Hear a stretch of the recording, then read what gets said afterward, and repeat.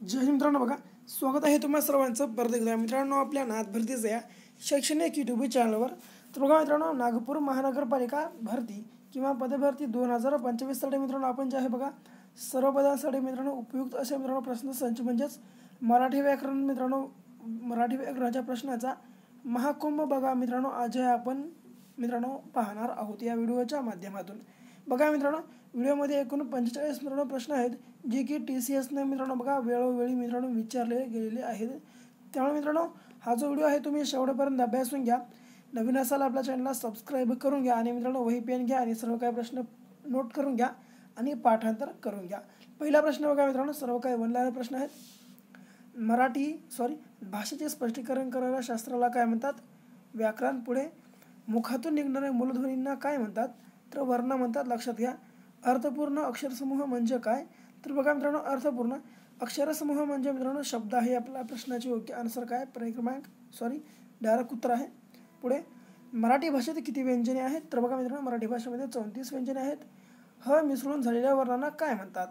तर बघा ह मिसळून मित्रांनो झालेल्या वर्णांना महाप्राण म्हणतात. लक्षात घ्या. आरणगडातील भाषा बघा मित्रांनो, आरणगडातील भाषा कोणत्या? या प्रकारचा प्रश्न तुम्हाला परीक्षेमध्ये विचारला जाऊ शकतो. तर बघा मराठी, हिंदी, संस्कृत, पाली व बंगाली हे ज्या मित्रांनो भाषा आहेत बघा या आर्यन भाषा आहेत, तुम्हाला लक्षामध्ये ठेवायचं आहे. पुढे द्रविडियन गटातील भाषा बघा मित्रांनो, द्रविडियन गटातील भाषा कोणत्या आहेत? तमिळ, तेलुगू, मल्याळम, कानडी. बघा मित्रांनो हे सर्व काय पाठ करा, कारण या दोन्हीवर मित्रांनो बघा दोन्हीमधील एकावर 100% मित्रांनो एक प्रश्न मित्रांनो येतोच. त्यामुळे मित्रांनो बघा हा जो दोन्ही आहेत बघा आर्यन गटातील भाषा आणि द्रविडियन गटातील भाषा तुम्हाला पाठ करणं आवश्यक आहे. या ठिकाणी 100% प्रश्न पडतो. पुढे मराठी भाषेतील पहिला शिलालेख कोठे आढळला? बघा मित्रांनो हा सुद्धा अत्यंत मित्रांनो इम्पॉर्टंट असा प्रश्न आहे. तर बघा मराठी भाषेतील मित्रांनो पहिला जो शिलालेख आहे ते कोणत्या राज्यात आढळला? तर बघा कर्नाटकमध्ये मित्रांनो आढळला होता. तुम्हाला लक्षामध्ये ठेवायचं आहे. पुढे बघा श श स वर्णांना काय म्हणतात? तर बघा श श स वर्णांना मित्रांनो उष्मे म्हणतात. लक्षात घ्या. पुढे मराठी भाषेला अभिजात दर्जा कधी मिळाला? तर बघा मित्रांनो मराठी भाषेला आपल्या म्हणजेच मायबोली भाषेला अभिजात दर्जा कधी मिळाला? 3 ऑक्टोबर 2024 रोजी. पुढे ज्या वर्णाचा उच्चार नाकाद्वारे होतो त्यांना काय म्हणतात? अनुनासिकी. इतकं तुम्हाला लक्षामध्ये ठेवायचं आहे. पुढे बघा तत्वज्ञानी या शब्दात किती व्यंजन आहेत? तर बघा मित्रांनो तत्वज्ञानी या शब्दामध्ये 8 व्यंजने आहेत. किती? तत्व व द न य न. किती मित्रांनो? 1 2 3 4 5 6 7 8 मित्रांनो इतके जे आहेत बघा व्यंजन आहेत. पुढे कल्पवृक्ष या शब्दात किती वर्ण आहेत? तर बघा मित्रांनो कल्पवृक्ष या मित्रांनो जो शब्द आहे यामध्ये किती वर्ण आहेत?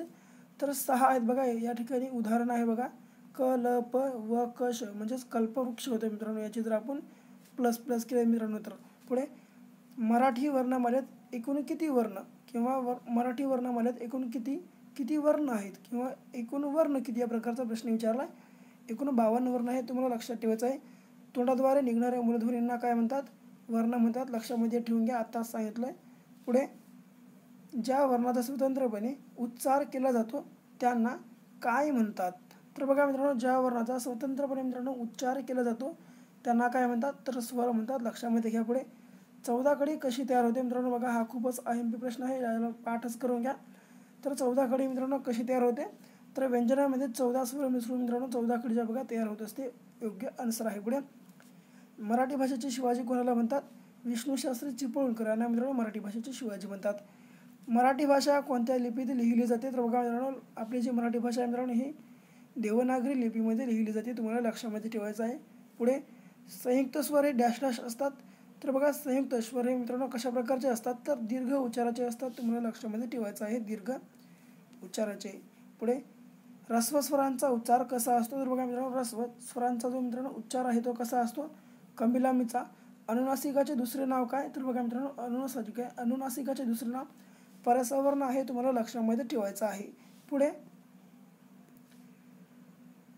बघा 23वा प्रश्न, मराठी वर्णमालेत किती महाप्राण आहेत? तर बघा मित्रांनो आपल्या मराठी वर्णमालेमध्ये एकूण किती महाप्राण आहेत? तर 14 आहेत. तुम्हाला लक्षामध्ये ठेवायचं आहे. पुढे शब्दांच्या एकूण किती जाती आहेत? तर बघा मित्रांनो शब्दांच्या एकूण 8 जाती आहेत. 1 नाम, 2 विशेषनाम, 3 सर्वनाम, 4 क्रियापद, 5 क्रिया विशेषण अव्यय, 6 शब्दयोगी अव्यय, 7 उभयनामी अव्यय आणि 8 केवलप्रयोगी अव्यय.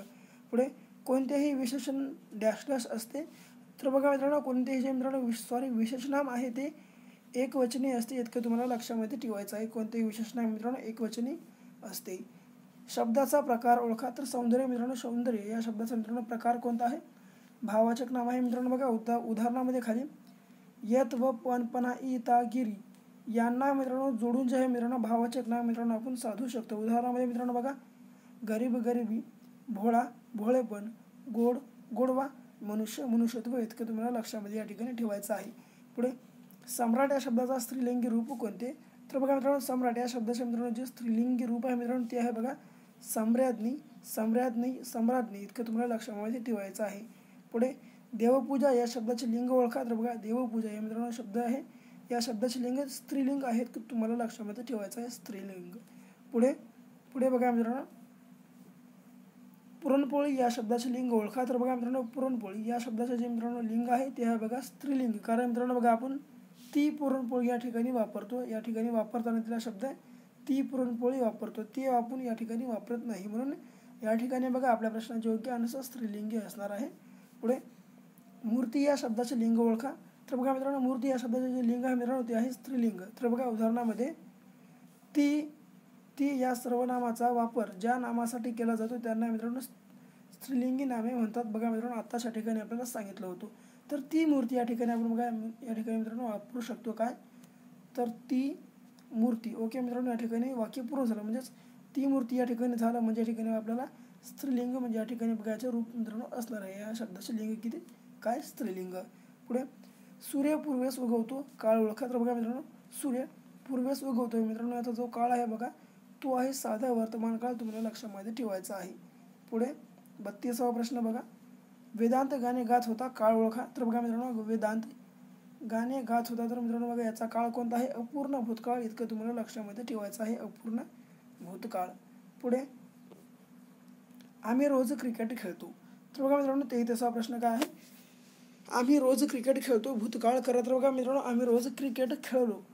बघा मित्रांनो हे जे वाक्य आहे मित्रांनो हे भूतकाळामध्ये केल्यावर कसा होतो? आम्ही रोज क्रिकेट खेळलो, हे बघा भूतकाळामध्ये झालं. पुढे मी पत्र लिहित असे काळ, याचे काळ ओळखा. किंवा मित्रांनो बघा याचे काळ ओळखा, मी पत्र लिहित असे काळ ओळखा या ठिकाणचा प्रश्न विचारला आहे. तर बघा मी पत्र लिहित असे याचा मित्रांनो जो काळ आहे तो आहे रीती भूतकाळ, तुम्हाला लक्षामध्ये ठेवायचा आहे. पुढे मी पेरू खातो याचा काळ ओळखा. तर बघा मित्रांनो मी पेरू खातो याचा जो मित्रांनो काळ आहे तो आहे बघा साधा वर्तमान काळ. उदाहरणामध्ये बघा शास्त्रीय नियम, नित्यघटना, सुविचार, त्रिकाल सत्य म्हणी साध्या वर्तमान काळातील असतात. उदाहरणामध्ये मी पेरू खातो, इतकं तुम्हाला लक्षामध्ये ठेवायचं आहे. काय? तर उदाहरणामध्ये काय आहे? शास्त्रीय नियम, नित्यघटना, सुविचार, त्रिकाल सत्य म्हणी साध्या वर्तमान काळातील असतात. मित्रांनो उदाहरणामध्ये मी पेरू खातो. पुढचा प्रश्न बघा 36वा, मुलगा पुस्तक वाची, काळ ओळखा. तर बघा मित्रांनो मुलगा पुस्तक वाची हा जो मित्रांनो काळ आहे लक्षात घ्या रीती भूतकाळ आहे. पुढे तो गाणे गातो, प्रयोग ओळखा. तर बघा मित्रांनो तो गाणे गातो याच्यातला आपल्याला प्रयोग ओळखायचा आहे. तर प्रयोग आहे मित्रांनो कर्तरी प्रयोग, योग्य आन्सर काय? कर्तरी प्रयोग. बघा उदाहरणामध्ये तो गाणे गातो, ती गाणे गाती आहे या ठिकाणी. या वाक्यात क्रियापद कर्त्याच्या लिंग वचन विभक्तीनुसार बदलते, म्हणून मित्रांनो हा कर्तरी प्रयोग आहे, तुम्हाला लक्षामध्ये ठेवायचा आहे. तर काय आहे उदाहरण? तो गाणे गातो, ती गाणे गाते. या वाक्यात क्रियापद कर्त्याच्या लिंग वचन विभक्तीनुसार बदलते, म्हणून मित्रांनो हा जो आहे प्रयोग आहे मित्रांनो तो कर्तरी प्रयोग आहे, तुम्हाला लक्षामध्ये ठेवायचा आहे. पुढे मुलांनी आंबा खाला, प्रयोग ओळखा. तर बघा मित्रांनो मुलांनी आंबा खाला, प्रयोग ओळखा. कर्मणी आहे बघा या ठिकाणी प्रयोग कर्मणी. तर काय आहे मित्रांनो? कर्मणी. नोट काय आहे? कर्त्यास प्रत्यय कर्म असल्याने मित्रांनो हा जो मित्रांनो प्रयोग आहे हा मित्रांनो कर्मणी प्रयोग आहे. तर काय? कर्त्यास या ठिकाणी प्रत्यय लागलेला आहे. मुलगा हा मित्रांनो कर्ता आहे आणि कर्त्याला मित्रांनो बघा या ठिकाणी जे आहे प्रत्यय या ठिकाणी लागलेला आहे. पुढे बघा मुलाने बैलास मारले. तर बघा मित्रांनो मुलाने बैलास मारले याचा ठिकाणी आपल्याला प्रयोग ओळखायचा आहे. तर बघा मित्रांनो प्रयोग आहे भाव्य प्रयोग. उदाहरणामध्ये बघा ज्या प्रयोगात क्रियापद कर्ता व कर्माच्या लिंग वचनानुसार बदलत नसून ते नेहमी तृतीय पुरुषी नपुंसकलिंगी एकवचनी एकारांत असते अशा वाक्यास मित्रांनो जे आहे भाव्य प्रयोग म्हणतात, तुम्हाला लक्षामध्ये या ठिकाणी ठेवायचं आहे.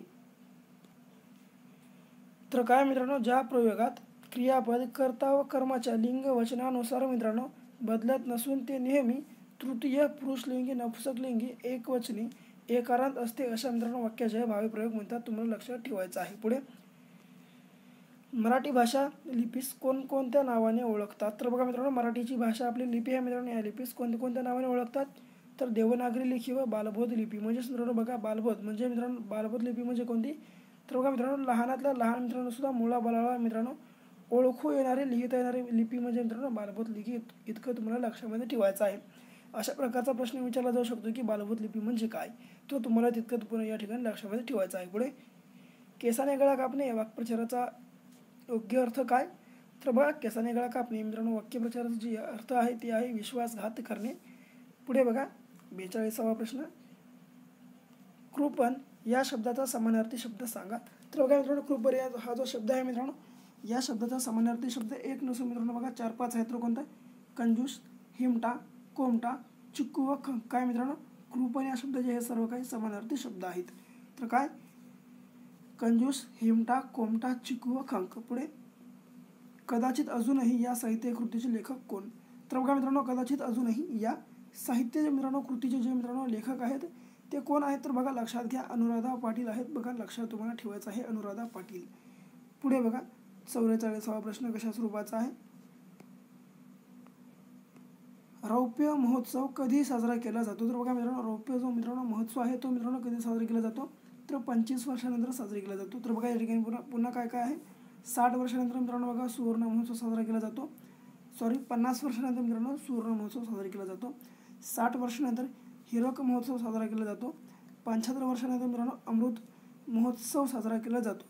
आणि 100 वर्षानंतर मित्रांनो बघा 100 वर्षानंतर शतक महोत्सव मित्रांनो साजरा केला जातो. शतक महोत्सव. जर मित्रांनो बघा 150 वर्ष आले, 150 वर्षानंतर कोणता महोत्सव साजरा करतात या प्रकारचा प्रश्न विचारला तर काय? सुवर्ण शतकोत्तर महोत्सव या ठिकाणी तुम्हाला लक्षात ठेवायचा. काय? सुवर्ण शतकोत्तर महोत्सव. पुढे बघा शेवटचा प्रश्न, अभिजात मराठी भाषा समिती स्थापन कधी झाली? तर बघा मित्रांनो, अभिजात मराठी भाषा जी मित्रांनो समिती होती ती कधी स्थापन झाली? तर 10 जानेवारी 2012 रोजी मित्रांनो बघा ही समिती स्थापन झाली होती. तुम्हाला लक्षामध्ये ठेवायचं आहे. तर मित्रांनो बघा होते आपले आजचे मित्रांनो बघा TCSने मित्रांनो विचारलेले 45 प्रश्न मित्रांनो, जे की IMPS प्रश्न असतात. जर तुम्हाला व्हिडिओ आवडला असेल व्हिडिओला लाईक करा, तुमच्या विद्यार्थी मित्रांसोबत अवश्य शेअर करा. आत्तापर्यंत बघा आपल्या चॅनलला सबस्क्राईब केलं नसेल अवश्य आताच आपल्या चॅनलला सबस्क्राईब करून घ्या. तर भेटू परत अशाच काही नवीन व्हिडिओ सोबत. मित्रांनो बघत राहा आपला आवडतं YouTube चॅनल. धन्यवाद.